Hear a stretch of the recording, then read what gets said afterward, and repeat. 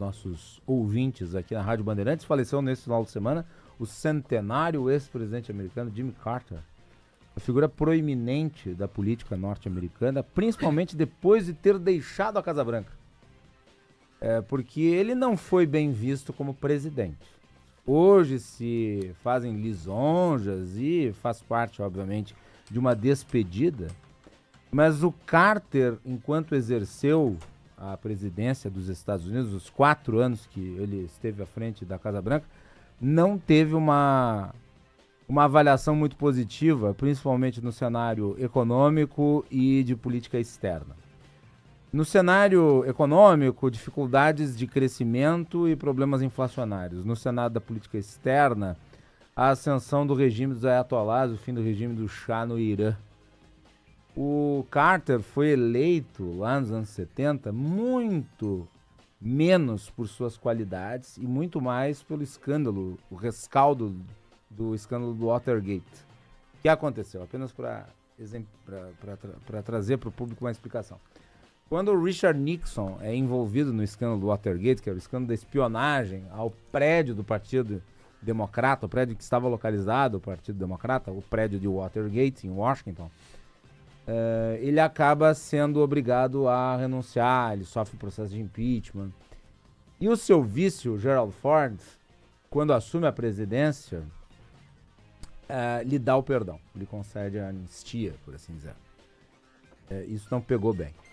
Ford era um político bem avaliado, não tinha responsabilidade nem envolvimento no Watergate, mas pesou sobre o Ford o fato de ter dado perdão a uma figura que se tornou tão rejeitada dentro da política americana como o Richard Nixon.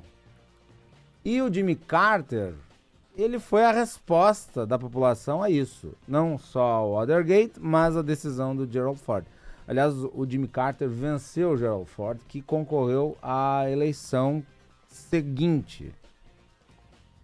E o Carter não prosperou, ele foi o resultado de uma rejeição. Carter deixa a Casa Branca e assume Reagan. E daí Reagan fica 8 anos e ainda elege o vice George Bush pai. O Carter se notabilizou muito pela defesa da democracia. Ele liderou os Estados Unidos durante aqueles 4 anos, fazendo firme oposição aos regimes ditatoriais na América do Sul. E depois ele criou o Centro Carter, que é uma das entidades internacionais mais ligadas à defesa da democracia. Aliás, nós falamos muito aqui do Centro Carter ao longo de 2024 por conta das eleições da Venezuela. Foi, sem sombra de dúvidas, um grande homem do ponto de vista das relações internacionais. Deixa um legado de defesa do primado da democracia e das instituições e ganhou o Prêmio Nobel da Paz exatamente por buscar a paz e por buscar a conciliação de povos. Portanto, sem sombra de dúvidas, é um personagem importante da história recente do mundo.